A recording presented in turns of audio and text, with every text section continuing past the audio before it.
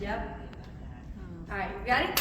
All right, guys, good morning, good afternoon. We have a double circuit for you today.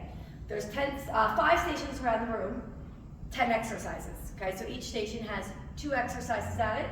Sometimes it's just doubling it up. You're gonna go 4 times in a row. So circuit 1, you're gonna go 1, 2, 3, 4, 2A, 2B at each station, all right?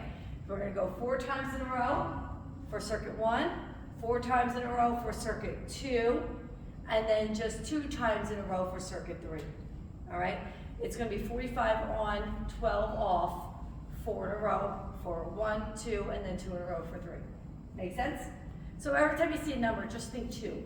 So when you see the numbers on here, you're doing 2 of A, 2 of B, right? So the first one here, we have an incline walk, all right? And if you don't like the treadmills, okay, and again, the stop button is horrible, you can do this with the curves, okay?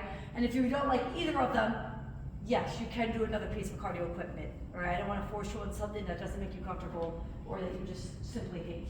All right, so incline, I like it as high as you can, no hands, walk.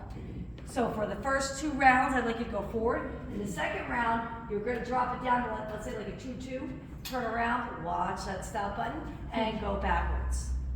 All right, so obviously if you're doing the curve, you could jog forward, jog back, or even walk. So sometimes on the curve, I see a lot of people don't use it. You don't have to run on it.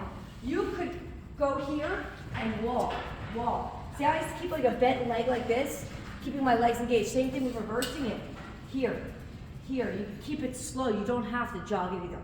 All right, so that's station 1. Station 2 in the back, or I should say station 3 and 4, sorry. All right, overhead dive shuffle. Okay, balls overhead. Side shuffle like this. We like to do these on the turf because you're less likely to trip and fall. Don't get too ahead of yourself, okay? If you can't shuffle, I'm gonna move up here, sorry Micah, so you can see me.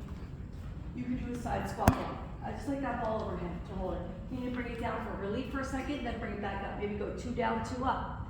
All right? Then you have poopers, okay? Which are our squats. It's like your power squat where you poof off the ball. If you need to, put your pooper up here. Okay? So poopers, 2 and 2. 5 and 6. Kettlebell alt swing. You can face the mirror, I'm going to face you to demonstrate. I'm going to do a kettlebell swing. A kettlebell swing is when I keep this kettlebell really close up towards my butt, almost where I'm hitting it, right? I'm not going like this. This is how a lot of people pull out their low back doing kettlebells, because you're allowing this kettlebell to pull your low back down.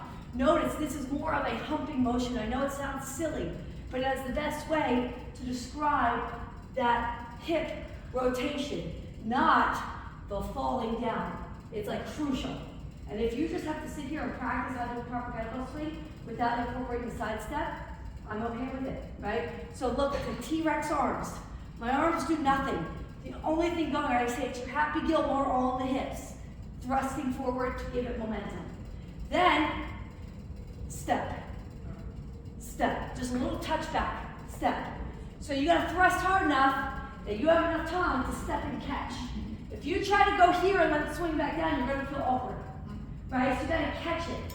So every time I swing it up, I gotta be back to the middle before it comes back down. Do you see that? I gotta kind of catch that kettlebell back in the center.